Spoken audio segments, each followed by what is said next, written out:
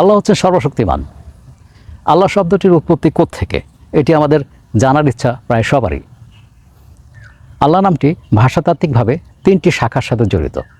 প্রথমে হচ্ছে, আগে আমরা আল ইলাহা বিশ্লেষণ করি। আল মানে দা, ইলাহা মানে গড। প্রথমত হচ্ছে হিব্রু ল্যাঙ্গুয়েজ, ইআই এলোহিম। হিব্রু পৃথিবীতে প্রায় 4000 বছর আগে প্রচলিত ছিল।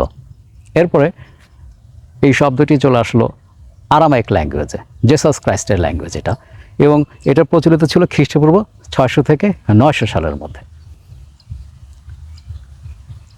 তখন বলা হতো আল ইলা। এরপরে সিরিয়া ভাষা, সিরিয়াক ল্যাঙ্গুয়েজ। সিরিয়াক ল্যাঙ্গুয়েজে চলে আসলো আলাহা।